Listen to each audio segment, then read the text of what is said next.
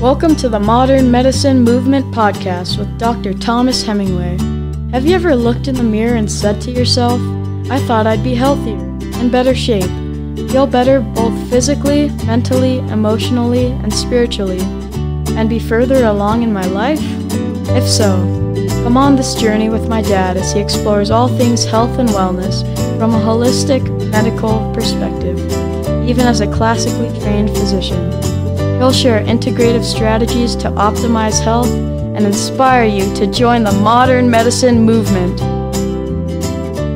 Welcome, everyone, to the modern medicine movement. And a big aloha! Dr. Thomas Hemingway here. Super pumped, super excited, super grateful to be here with you. Just wanted to first give a big shout out to you guys, my listeners, for taking the time. Oh my gosh, literally we are thousands and thousands and thousands of downloads into this in just a couple of short months, and this is super exciting, super humbling. So thank you, and really, I do this for you guys, so I'm just so grateful, so grateful. Also, I'd be remiss if I didn't give a big, giant shout out today to all those fathers out there. Happy belated Father's Day to you yesterday. Oh my gosh, you guys are awesome. And geez, what a wonderful thing we have. Fathers, we just celebrated mothers last month. You guys are amazing, all that you do. And actually, you know, the reason I'm getting this out a little bit late on a Monday, typically it's up and ready for you guys. First thing Monday morning is this weekend has been super busy for us around here. We're back in Hawaii. My wife and the kids have been back for over 2 weeks now, so they can all be out and about and going to the beach and doing stuff. And we just had a big weekend. My son, my eldest, just turned 14. It's amazing. He had his birthday this weekend. We had Father's Day this weekend. And we enjoyed a lot of family time, so I didn't get this posted up in the usual fashion. So thank you for being patient with this week's podcast. We had an amazing Sunday yesterday. Got to enjoy the whole day with the family doing Father's Day and birthday stuff, and we were busy into the night. If you didn't see a post I did of what we were up to, we were riding the night out with lights on our skate ramp last night. It was incredible. Just had a great Sunday, great family day, and it was awesome. So getting this out to you a little bit later on a Monday, but thank you for listening. Thank you for taking the time for yourselves, your health, because really, guys, this is for you. I just want all of us to be able to achieve optimum health. Your mind, your body, your soul, your spirit, your emotions, truly everything health. I'm so humbled to be here with you. I'm on this journey with you.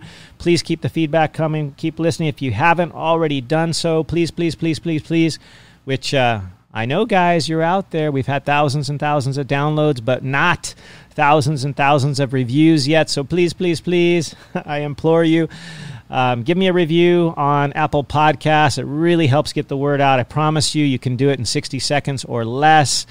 Small thing, but it will have great positive effects. You can scroll down to the end of the show. First go to Show Modern Medicine Movement. At the bottom, there's 5 stars. Click to the one farthest to the right. That's the 5-star. And then right below that, there's a little link on the left that says Write a Review. It's just above where it has the You May Also Like These Other Podcasts, in the health and wellness area. So it's right down there. Click on that little link that says Write a Review. Type up something. Would really love to hear your positive feedback. It just keeps the show going. It just keeps me excited. It keeps me motivated to share and to do and to keep researching, because honestly, I do this because I love to improve our health, and I just want to get the word out, because a lot of this stuff is not as well known as you might think. Certainly not in the traditional Western medicine arena that I was trained in, and it's actually a little bit embarrassing that a lot of doctors don't know a lot of this stuff, and you can be your best advocate. And so learn it, share it, and go ahead and take some action steps. I try to keep it simple. Also, if you haven't heard about my new private Facebook group, It's free. I pretty much accept all requests universally. It's the Modern Medicine Movement Health and Wellness Facebook group. I share not only the podcast stuff, but other posts, some lives that I do, other posts on health topics. You can ask me questions, give me feedback as to what you want to hear about on future podcasts. You can also reach me at Aloha Surf Doc on Instagram or at Modern Medicine Movement on Instagram, as well as modernmedicinemovement.com or email. I'm actually kind of old school. I respond to emails real readily. Modern Medicine Movement Podcast at gmail.com. So super, super pumped, guys. This week is a pretty amazing topic and also kind of controversial. But I'm so pumped to share with you guys each and every week how we can be healthier, live better through increased knowledge and, of course, then action, because as Tony Robbins says, we really need to execute, take action, right? That's where the big game changer is, right? Because if we learn and know, it doesn't necessarily, by osmosis make us live a better, healthier life unless we take some simple action steps. When I was a kid, I used to watch that television show G.I. Joe. I don't know if you guys remember that, but we typically would see it at my friend's house when we were doing piano lessons. One kid would have to wait, his turn. We had several of us in piano lessons. So the other kid would get to watch whatever was on TV. Since at my house we didn't really watch TV, it was kind of a little bit of a treat. And in G.I. Joe, I believe it was G.I. Joe. If it's not, call me out on it. But I think at the end of that show, it always would have a little kind of like practical pearl about, doing good or whatever. And it would say, knowing is half the battle. Well, I would actually say that knowing is probably less than half the battle. It's the execution or the doing that really I think is more than half, more than 50%, because that's where the proverbial rubber meets the road, right, guys? Is we got to do something about it. Do something. Maybe like 90% of it is the doing. So let's know, and then do this together. And I try to keep it simple. I don't provide super long lists of things to do. I don't have an app that you got to follow and enter every single thing you put into your body. There's a lot of other health guys out there that have created apps, and you literally got to keep track of everything you put into your body, calorie count, all this kind of stuff. There's nothing wrong with that, but I just think for most of us, the simpler the method, the most likely we will follow it, and we will execute on it, and we will do it, and we will effectively change our lives. And I'm actually, although I'm nerdy and I love to read and I get all this info at heart, I'm a pretty simple guy, I don't like long lists of things, unless they're that honey-do list, right, honey? I can work on those lists, but I hate making long lists of things to do myself. As far as keeping track of every little thing I put into my body. I don't even do that myself, and I'm super health conscious and super, this is front and center of my life. And I don't take any notes. I don't use an app. I keep things simple because I think that's the most likely to be followed and executed upon, is if we keep things simple. So anyway, today our topic, without further ado, one that's spiked lots of interest over the years and actually controversy. So it's kind of a fun topic. I'll try to not be super controversial here. I'll try to share, the information. You guys can make your choices. But it's been something that at least since the 70s, I remember kind of hearing about this growing up. And I'm a kid of the 70s and 80s. And this stuff was stuff that I lived through. I remember as this stuff kind of rolled out. And historically, this topic, which is that of artificial sweeteners, which is sort of the colloquial term out there that we've all heard of. Probably I should really use the term non-nutritive sweetener. That way we can include the artificial ones, also the natural ones, which I will also talk about today, some of those that are sort of more the new kids on the block, so to speak. But anyway, this whole thing with these artificial sweeteners or the non-nutritive sweeteners has been around for over 100 years. Can you imagine that? Really got a lot of popularity in the 70s, when saccharin first became popular. But at the end of the day, it's been a topic of I think, interest to many of us, and also quite controversial, really. So it's super fun. We'll dig into a lot of the stuff, some of the history. I won't have time to get all into all of the history on every one of these sweeteners because each one is pretty plumb full of interesting history. It's just fascinating stuff. I'm kind of a history buff too. I love sort of the background, the historical notes, and so I will share some little tidbits here and there, but at the end of the day, you guys can keep reading, keep learning. There's so much out there. But suffice it to say, this is something that I think we should all pay attention to. And for over the last 50 years, since the 70s, really, this has become super, front and center. I think most of us are familiar with a lot of the sort of key artificial sweeteners that have been in front of us and included in so many things that we eat, whether we know it or not, both eat as well as other items that maybe we didn't know, right? Like in our toothpaste, in our kids' vitamins. I mean, holy crap, they're ubiquitous. They're nearly everywhere in foods, cereals, drinks, chewing gum, puddings, jam, jellies, canned stuff, toothpaste, mouthwash. Like I said, even children's medicines and vitamins. Like, holy moly, this stuff is literally out there, and whether we recognize it or not, we should probably pay attention. Yes, in children's, I did say that, children's vitamins and medications. It's just crazy, And a quick aside, I got 6 kids, and my kids are so important to me. I wouldn't really mention this otherwise, and I wasn't planning to, but recently I've been reminded of the importance of really giving good quality, not only food, but vitamins to our kids, because the ones that I kind of grew up with, those chewable Flintstones and gummy Vites from Costco and other places, they don't necessarily have all the high quality stuff in them. And interestingly enough, if it's not an artificial sweetener, it's probably plumb full of that good old fashioned corn syrup and just regular sugar. In fact, the top 3 largest selling, gummy vitamins out there, the 1 and 2 ingredients for all 3 of these, even the Gerber one, crazy enough, was basically sugar and syrup. The top 2 ingredients, syrup and sugar. And that, let's not kid ourselves. We're probably not doing our kids a favor to be giving them sugar in the form of a vitamin. Anyway, I hate to get on my high horse there. I'm not trying to. I was certainly one that used to buy gummy vitamins for my kids as well. But there are better options. I just want you to know there are better options out there. If you want to know more about what I give my kids that does not have sugars or corn syrup or vegetable oil or artificial ingredients, there are amazing children's vitamins out there, including the ones that I give my own kids, and they've been on them for, maybe about 4 years or so. And, it's been an amazing difference. And not only because they're natural, they're gluten-free, they're vegetarian, they're non-GMO, all that stuff, but they don't have added sugar.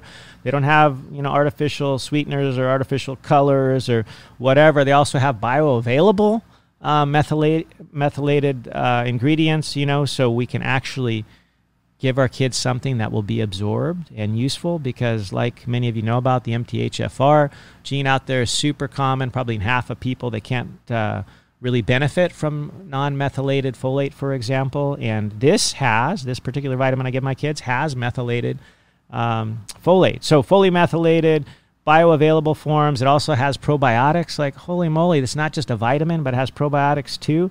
So anyway, don't want to get too into that, but it's what I trust for my own kids. If you want to learn more about it, you can message me or email me at modernmedicinemovementpodcast@gmail.com. If you want to know about what I give my kids or what I take myself as far as vitamins, feel free to message me at modernmedicinemovementpodcast@gmail or Insta, Facebook, whatever.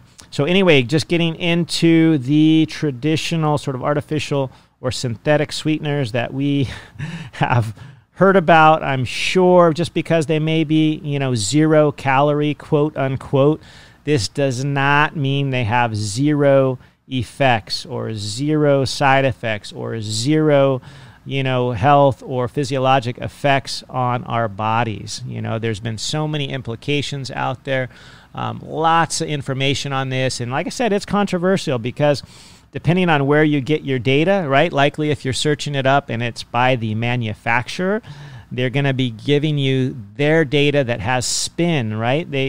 up until just recently in the last 10 or 15 years, both the drug companies as well as the big food companies that have lots of ties with the FDA and things, they didn't have to, or were not, I should say, were not required to report their negative studies or those that might show some issues with their either food items or medications or whatever. They could actually do all these studies, and if it didn't show benefit or if it showed harm, they didn't have to report it. Like, it's crazy that they didn't have to, because there was no ramifications for not doing this. And so most of these companies didn't report their negative studies, or a lot of them that had adverse effects, they just didn't report these until recently. They've been required to. So you really got to consider the source of the information you're getting. If it's a pharmaceutical, look to see if it's sponsored by the manufacturer, or if it's done by a private sector, or if it's a food additive or whatever. See if it's the company that actually produced that's doing all the studies, because I can tell you, it's a kind of a no-brainer. It's not rocket science to think about how they might have some ulterior motives here. So just because these sweeteners may be 0 calorie doesn't mean they have 0 effects. Okay, so what's interesting about this whole business of the artificial sweeteners is that even though they've been around for over 100 years, there's actually not as much high-quality data on these as you would think. It's actually been pretty surprising to me, and I've done literally weeks of research on this. And, those that have been around a long, long time, like saccharin, for example, which was originally discovered 100 years ago, there's probably more data on that, and aspartame, because they've been around a little longer, but not as much as you would think, especially for something we're putting in our own bodies, right? I mean, anyway, I just can't help but just implore you to, when you look at these things, look at where the data is coming from, because it's often from the, people who are making them, which they have really an agenda to push. So just be a little cautious. And saccharin, for example, oh my gosh, it's so fascinating. It was first found way back when in 1879. This is, if you want to hear a dramatic story, like holy moly, saccharin, which is sweet and low. I remember, growing up, it was always on the packets in the restaurants, as an alternative for sugar. Those little pink packets. It's been around for a long time, right? Since the 70s, at least readily available. But it was first discovered in 1879 by Konstantin Fallberg, who was a chemist working at Johns Hopkins in Ira Remsen's laboratory on coal tar. Coal tar! This is how they found this stuff. Coal tar he was working on. And one night when he came home, I guess he didn't wash his hands real well, or they weren't wearing good high-quality gloves back in 1879, and he happened to taste his hands, and there was this sweet taste remnant.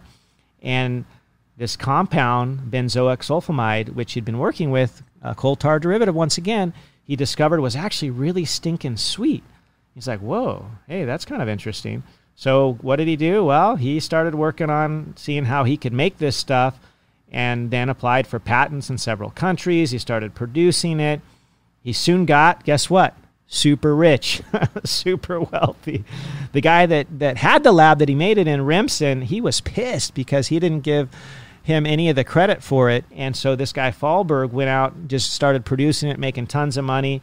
And Remsen, the guy whose lab he did it in, later called him, quote, Fallberg is a scoundrel. It nauseates me to hear my name mentioned in the same breath with him. Like, isn't that interesting?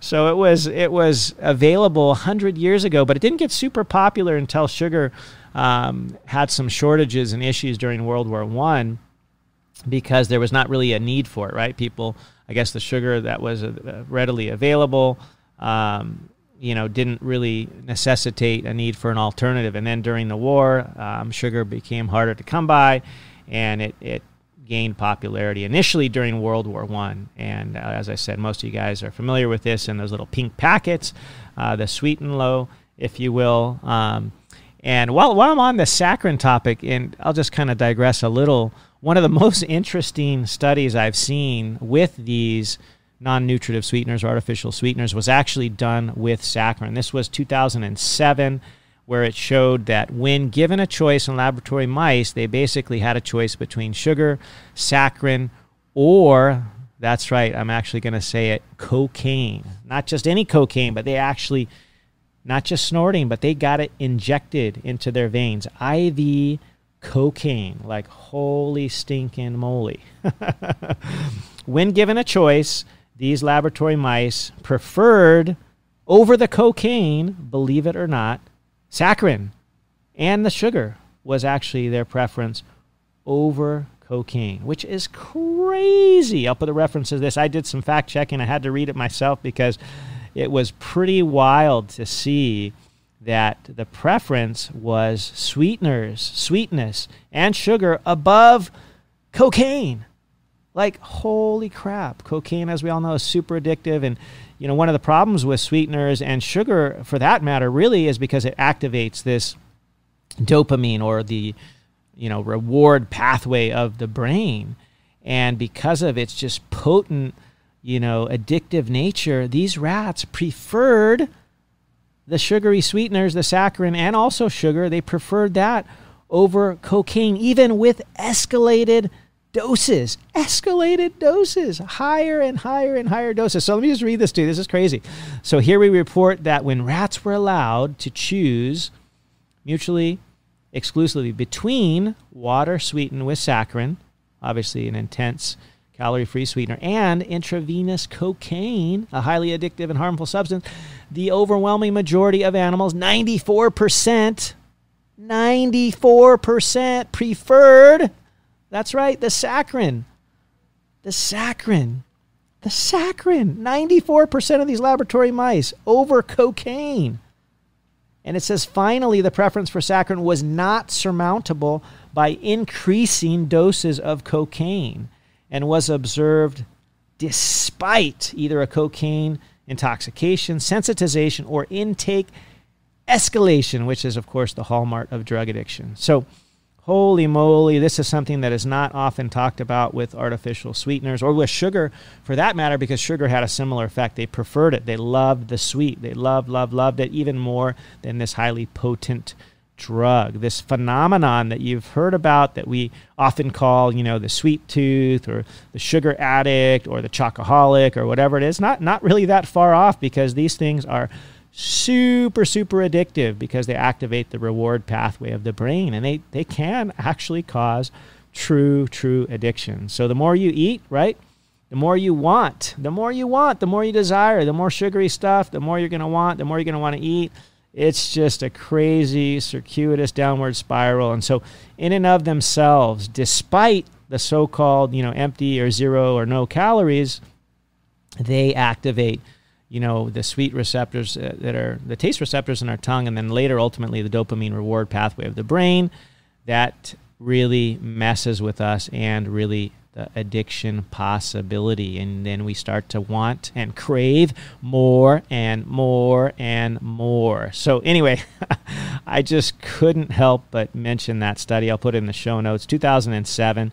Crazy. But let's back this up a little bit and talk about why these artificial sweeteners work at all. Well, to begin with, they basically work as sweeteners because they've been designed to fit on the taste receptors in the tongue, right? The taste buds that sense the sweet. They fit on there just like sugar does. And even though they're not sugar and they are quite different structurally, they are similar enough to be able to activate those taste receptors. And most of them, in fact, pretty much all of these sweeteners are much more potent than regular sugar, up to thousands of times more sweet. Like neotame is like 7,000 times more sweet, or 600 times more sweet, like Splenda, which is sucralose, for example. And so, like I talked about a little bit, one of these potential issues is that they are so sweet, and given that they are quite addictive, and that they are, the quote-unquote empty calories, they may just incompletely activate this sort of food reward pathway in the brain. And why do I say incompletely activate? Well, the sweetness, triggers that dopamine response, but the problem is they don't really have calories, right? They're not satiating. And all this kind of is part a bigger pathway, right? We crave, we want to eat, we want to be satisfied. And what many have experienced is that although, they have these cravings, the non-nutritive sweeteners, they tend to not satiate, right? Because there's no calories associated with them. And so oftentimes, the folks that, consume a lot of these things would actually want to, guess what? Eat more calories because the artificial sweeteners didn't really have any, and they just had the desire to fill that with something else.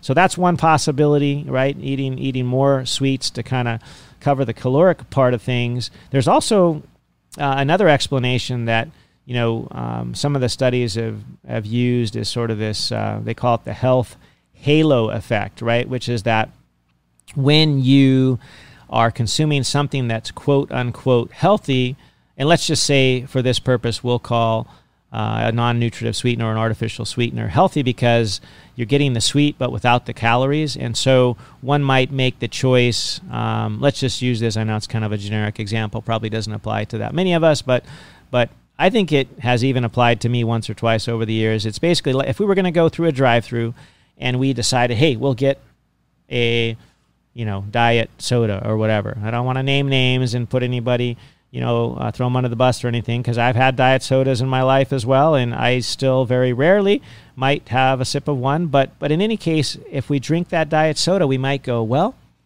I'll go ahead and get you fill in the blank, the supersize, whatever, the fries or the ice cream later or whatever. This sort of health halo effect is that when we sort of tell ourselves we're eating or partaking of something that might be more quote-unquote healthy or a healthier option, then we can kind of cheat somewhere else, right? If I get that diet whatever, then I can maybe get dessert later at the restaurant, or I can get this later, or I can just supersize my whatever, fries, whatever it is. We often will make choices that aren't awesome because we're kind of tricking ourselves, and that may be one of the issues as well, because there have been several studies showing that those that consume more diet drinks, especially diet sodas. One of them was the San Antonio Heart Study. It basically found that these people tended to be more prone to obesity, diabetes, prediabetes, things like that,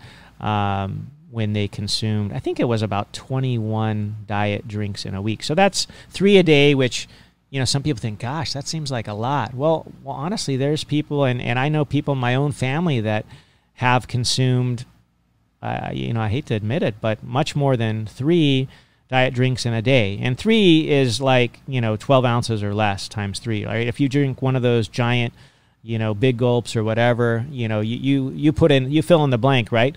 That could be as much as those 3 right there at one sitting. So anyway, this is no judgment, but I'm just sharing with you what's out there. San Antonio Heart Study, take a look. In any case, one of the issues, like I mentioned, could be that these super sweet, items, either in a diet drink or in some other, say it's in a, granola bar or whatever, they're so sweet, and with the empty calories, you may want to eat more food because of the health halo thing, because you just think, well, this is no calories, so I'll just replace it with something less healthy somewhere else, or just because they're not satiating you, there may be some issues with that causing you to eat more. There's also interesting studies that have been done looking at brain imaging, taking the sort of artificial sweetener example with basically regular sugar and looking at in a brain imaging test, an MRI, looking at how this affects the brain. And they've shown that the artificial sweetener doesn't completely activate the pathway like I talked about earlier, which is to say that despite triggering sort of that reward dopamine thing, there's not the same amount of satiety in play when you use an artificial sweetener as opposed to when you just consume, let's just say, sugar, something with sugar which has some calories, right? That sort of completes the cycle, whereas these other ones that are the zero-calorie ones may not. So there's also other data, most of it is by the companies that produce these artificial sweeteners that says there is no effect. on these things like eating more calories and all that stuff. And I would say look at all the data, look at the source of the data, always take things with a grain of salt. And just the more just take a closer look, because, the way I like to look at things is try to get as much information as you can, but you also need to consider the source. And at the end of the day, what would you rather put in your body? Something that's natural, that comes from a natural plant or a natural fruit, and we'll talk about these things later, or something highly processed and chemical that oftentimes was discovered in crazy situations, right? Like I mentioned with saccharin coming from coal tar, or I'll mention later with Splenda that comes from using chlorine gas. Like, holy moly, chlorine, that stuff that kills all the bacteria, and whatnot in the swimming pool. It's going to wreak havoc on your gut. That chlorine, like, why would you want to put stuff like that in your body? So anyway, I'm going to talk a little bit about a couple. I can't talk about all of them because there's just too many, but saccharin we talked about a little bit. I'll touch a little bit more on that. ACE-K, which is acesulfame. Aspartame, which you've all heard about because it's the key sweetener in many of our favorite beverages, the diet drinks. Nutrasweet is aspartame. Neotame, which is sort of like Nutrasweet on steroids. Sucralose, which is Splenda.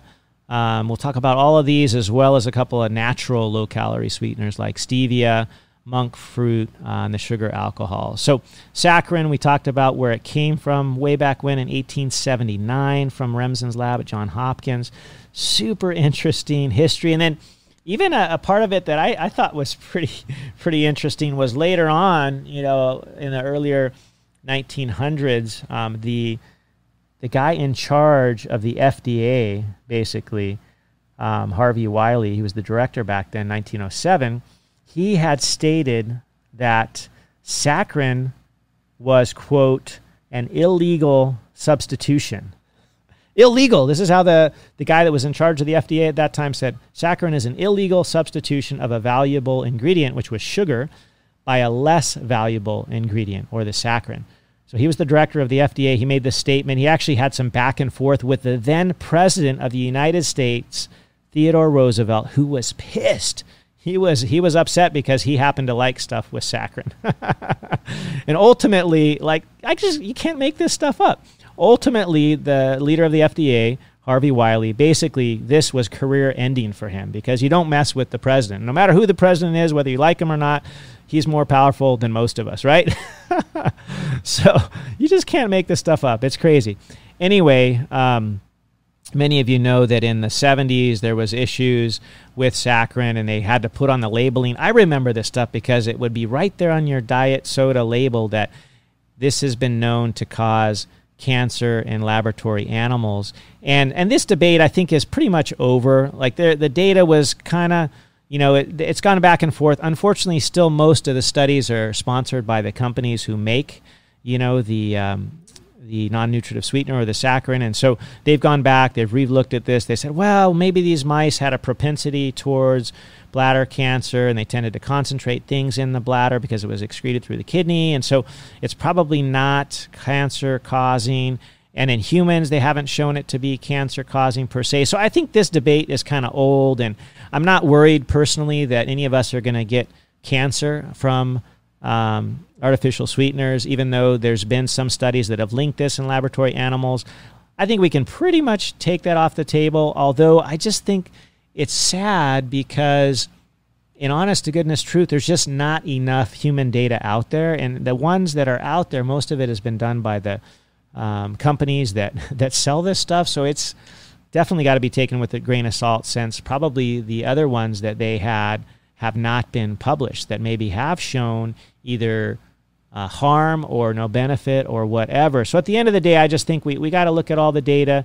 I'm personally not worried about carcinogenic or cancer-causing issues with artificial sweeteners, because I think that's been kind of shown to be mostly debunked, but it does keep coming up. I have to say, not just with saccharin, but with other artificial sweeteners. There are other issues that have come up over the years, with not only this bladder cancer, but brain cancer, this thing called glioblastoma multiforme, which, honest to goodness truth, the data isn't great. I'm personally not worried about it, but you just have to think, what would you prefer to put in your body? Something that was from the lab, when they were researching coal tar or using chlorine, to make a substance that was super sweet, that didn't have calories. I mean, you make up your mind, and this sort of leads to some of the newer sweeteners that are out there, artificial ones. Nutrasweet, which I think most of us are familiar with, also called Equal or Sugar Twin. This is aspartame, and this was once again discovered in a lab in 1965 this time, so this was much, much newer to the scene than saccharin. It was approved in 1981, and it's found today in thousands and thousands of food, over 6,000 at least, as well as chewing gum, toothpaste. It's about 200 times sweeter than sucrose. It's considered safe overall, except for those that have this genetic defect called PKU or phenylketonuria, because they have problems with phenylalanine buildup, which is basically what this aspartame has in it. And so they definitely should be avoiding it. But also it's later metabolized in your body into methanol, which is an issue, potentially, although the quantities are kind of small. But once again, just think about the overall effect. This is super interesting. I found specifically with aspartame or Nutrasweet, there's actually been a lot of data out there. And it's, of course, mixed because, half of it or so, or maybe probably more than half of it was done by the companies that produce it, okay, those that are receiving funding. And also there are some independent studies that were done. And what's interesting, as 100% of this research performed by the companies who either made it or got support from the aspartame manufacturers, they confirmed its safety, 100% of them, those that were sponsored, by the aspartame producers. Whereas those that were done by independent, companies or independent organizations that didn't have anything to gain, they weren't getting paid off, so to speak, by the aspartame company that produced it, 92% of those found problems with consuming the aspartame. Interesting, right? 100% of those that were sponsored by the company, kind of like the big pharma, when you do drug company sponsored trials, you got to be a little cautious of that, how they do their studies, how they report it. I talked a little bit about this in my cholesterol podcast recently, how they twist and spin the data, so to speak.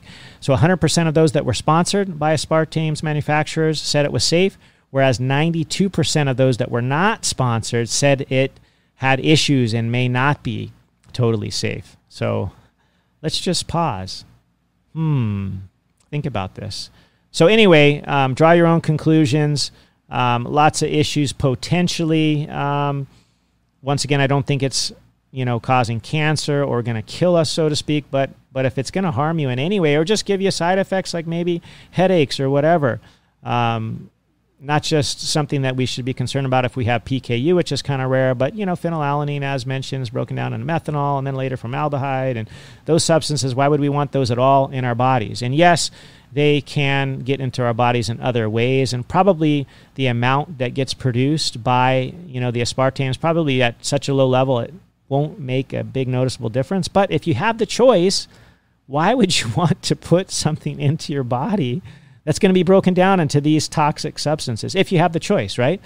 I mean, if somebody ties your hands behind your back and makes you consume only stuff with this in it, well, that's different. But if you have the choice, like most of us do, let's just make the best choice out there, okay? I personally choose natural over the artificial. And another one I just have to talk about because it was initially manufactured sort of under the guise that it was made from sugar and natural. There is nothing about sucralose or Splenda that is natural.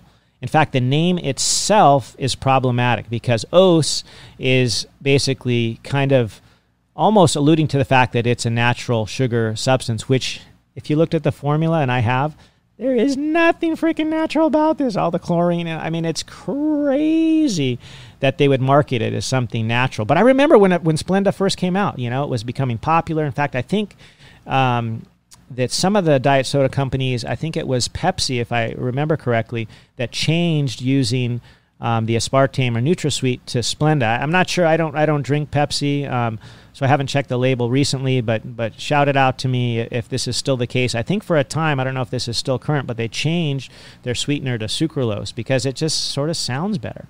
But despite its name, it's nothing like sugar. It's nothing like normal sugar. Okay. In fact, there's been advocacy groups that have tried to get the FDA to change its name, and they just said, you know what, we're not going to make them change it.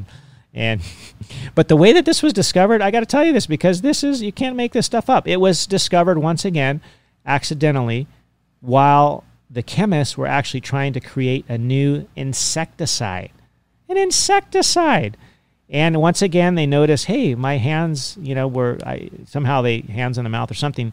You notice the sweetness, and they're like, whoa, this is super sweet. Maybe we're onto something here. So they found this out in the process of manufacturing an insecticide. Sucralose, Splenda, that stuff that some people would have us believe is natural. This is not natural.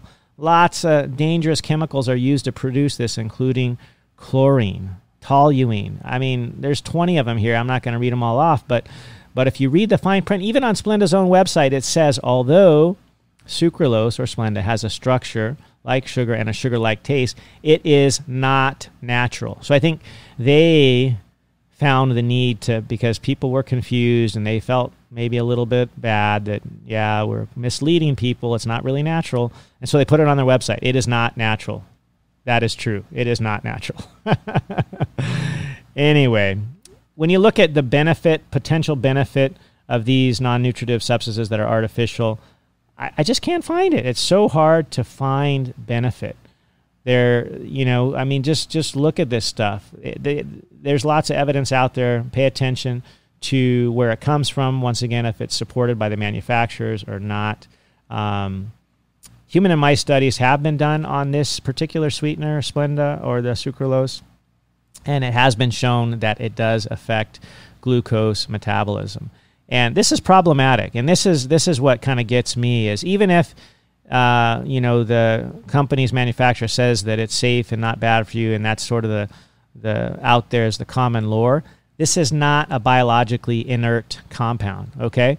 And it actually has been shown to impair insulin sensitivity. And this is where I have my big beef, because although it's not a significant source of calories, when you mess with your insulin sensitivity, and I've talked about this in other podcasts, this is a big factor in a lot of downstream consequences, right? When you get problems with your insulin sensitivity or insulin resistance, it leads you down the path towards the quote-unquote metabolic syndrome, diabetes, prediabetes, all of these things, which also it's inflammatory.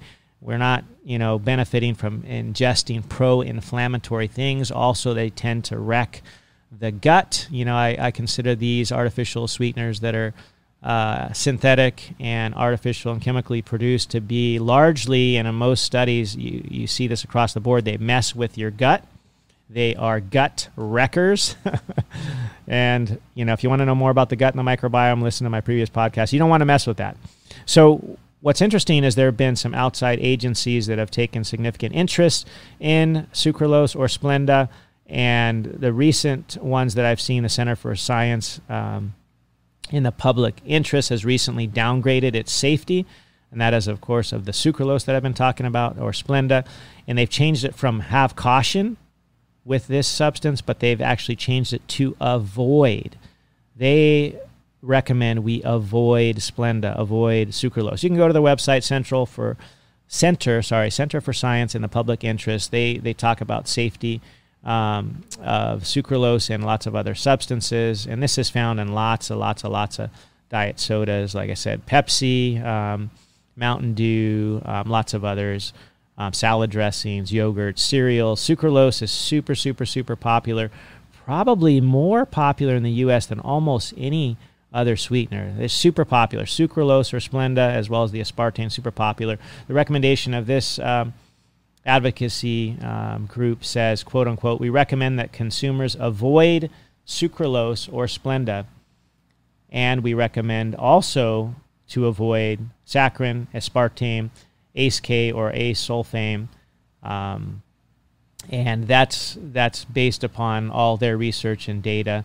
And so, these guys have taken a lot of time to study these things, and that's their recommendation. So, take a look, make your own choice. I'll briefly mention a couple of the other sweeteners, A-sulfame, potassium, or ACE-K. This is also known as Sunnet or Sweet One. It's another sort of calorie-free artificial sweetener, quite similar to aspartame, but has a bit of an aftertaste. So Kraft patented the use of another substance to add to it to combat the aftertaste. So this is something I didn't really realize, but if you start looking at labels, you'll notice that often these sweeteners are paired together, sometimes 2 or 3 artificial sweeteners together, because a lot of them, especially saccharin, has kind of this metallic, that's sweet and low once again, metallic aftertaste. And when you pair them with other artificial sweeteners, they tend to cancel out each other's sort of bad aftertaste, and so they often pair them together. Something I found super interesting is that this particular one, or Sunnet or Sweet One, which is the sulfame, it's also pretty ubiquitous, used a lot, and like I said, in combination with other sweeteners like sucralose or aspartame. But it's so widely used in the human diet because it's found in so many processed foods that we know that it's excreted by the kidney. That's been shown. And so they actually use its presence in swimming pools as a marker of the amount of contamination by urine. Like, that's a useful thing for this artificial sweeteners. They have, because so many people eat products that have it in there, they are using it as a marker of urine contamination in swimming pools. What? That's weird. Anyway, Neotame, that's another one that's out there. It's an analog to aspartame, but 8,000, that's right, I said it, 8,000 times sweeter than sugar. Like, holy moly. So much more cost effective, right? They can use much less of it, super, super potent.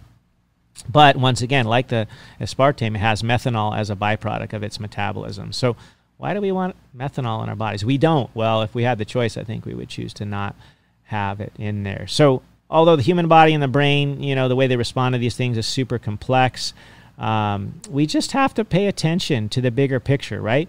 Because like I mentioned earlier, we can't use this sort of health halo thing like, oh, if I'm drinking diet soda, then it's okay to have whatever, some kind of sweet dessert or supersizer fries or whatever. And we need to just pay attention to this fact that I mentioned at the outset, that these non-nutritive sweeteners, because of their potency, they are so addictive. And we can also be changing our taste, kind of in the same form that in drugs, like I talked about the cocaine study, we feel like we have to increase the sweetness of the items in our diet because these things are so dang sweet that our taste changes our preferences. And so even though they have no calories, we may be preferring sweeter and sweeter things. And so the things that are good for us that don't have tons of sugars in them, like say vegetables, for example, they can become unpalatable. So this is kind of a unintended consequence, I think, of these things, is that because we just have this tendency to crave and want sweets, we may not be eating the things that are not sweet, like the things that are actually good for us, like vegetables, fresh fruits, and things may not seem sweet enough for us because they're sort of changing our taste buds, so to speak. And so something I think we all need to pay attention to. And some of you out there might just say, well, whatever, I can just give up these diet drinks whenever I want to because I'll just do it. Well, let me tell you, you can, and it is doable, and it actually doesn't take that long, but they are, as mentioned at the outset, they are super addictive. So you have to make a concerted effort, and really the best way to do this is just do a 1 to 2 week time frame, is just avoid all sweets. Anything with corn syrup, anything with an artificial sweetener. You do that for 1 to 2 weeks, and literally your taste buds will change. And then it will become easier. Certainly if you're adding other things to your diet that are helpful, like probiotics that increase the good bacteria that won't be craving the glucose in the same way that the bad bacteria things that I've mentioned in my previous podcast and the microbiome podcast, that actually you have gut bacteria, not the ones that you want, but many of us have them, that actually produce chemical messengers that basically tell us to eat sweet stuff. I mean, it's crazy, right? So anyway, I've talked about all these artificial ones. wanting to talk a little bit about some of the natural ones because there all are alternatives. There are alternatives. One that's pretty popular that's come onto the market in the last, maybe 20 years or so is stevia. Stevia, as many of you know, comes from a plant. It's a low-calorie or really essentially zero-calorie sweetener. It's found in nature from the leaves of the plant called Stevia rebaudiana. And it's been grown for medicinal purposes for centuries and centuries in South America. It has this sweet compound in its leaves, right? The stevia leaf is used. There's a substance called stevioside, another one called rebaudioside. Both are hundreds of times sweeter than sugar, gram for gram. But although it's sweet, virtually it has no calories. And in addition to being natural from the leaf of a plant, there's also been some suggested potential health benefits. And this is stuff that has been shown in some trials. And like I said, it's a newer low-calorie sweetener to the market, so it hasn't been studied as well as some of these others, but it's natural. It comes from the leaf. It's been shown to have some antioxidant properties. It's also been shown to have some lowering of blood pressure in people who already have high blood pressure or hypertension. If you don't have high blood pressure, you don't need to be worried that it's going to lower your blood pressure and be dangerous if you don't have high blood pressure. That has not been shown. It's also been shown to lower blood sugar levels in people with diabetes. So it's actually got, instead of making your body resistant to insulin, it's actually shown to improve insulin sensitivity. Like, what? That's what you want. So this, not only is it natural, right, but it is potentially beneficial for these health reasons as well. I just like the fact that it's natural. I'm into putting natural things into my body and not chemically derived things in a lab that came from a coal tar process or a chlorination process or from the excrement of E. coli bacteria. So there's, that's, anyway, why not put natural stuff, right? There's also, in addition to stevia, there's some other options out there. I'll mention the sugar alcohols like erythritol, for example, is a low-calorie sweetener. It's found naturally in fruits.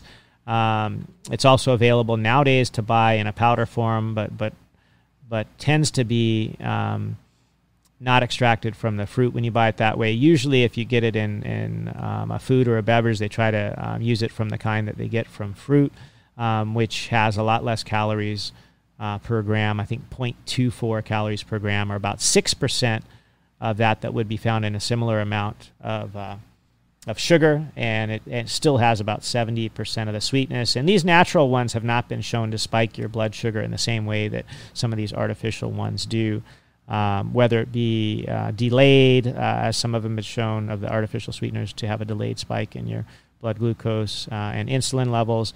But these natural ones have not been shown to do that. So I think that's reason alone to consider them.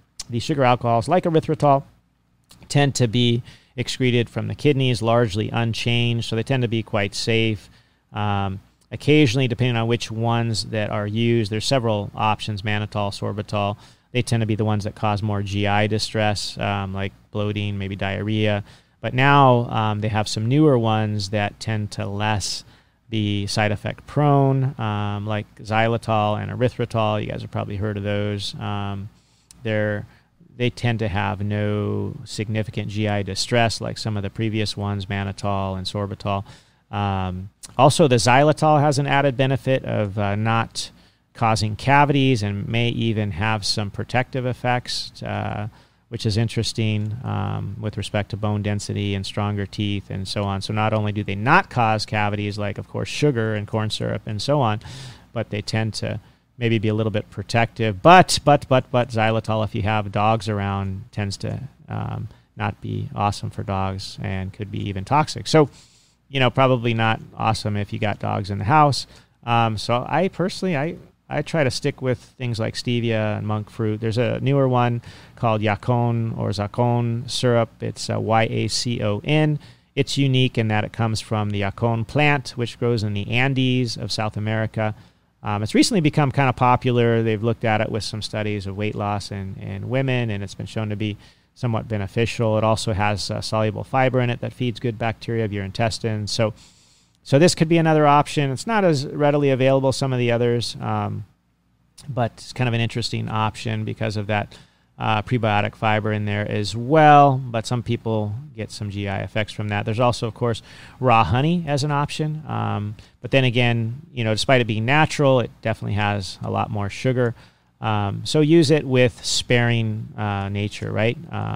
Also, what's interesting about raw honey is if you get it locally produced, you may actually have a decrease in having allergy problems to your local area, right? Because it's made from honeybees in your area that are exposed to the same pollens that you may be exposed to. So it'll actually give you some potential decreased allergen issues in your own specific environment. So that's kind of cool. I personally think that real, raw, natural honey is a way better way to get sugar into our diet if we need it than other sources. But I actually like these other ones that, such as the monk fruit, which I'll talk about just one second, and the stevia leaf, that tend to have, less of the calories and less of that sugary issues spiking our insulin and things like that. So why don't we just talk about it? Monk fruit is probably the newest kid on the block and getting kind of a lot of popularity nowadays. Comes in the form generally from a monk fruit extract, which of course comes from the fruit, right? Monk fruit.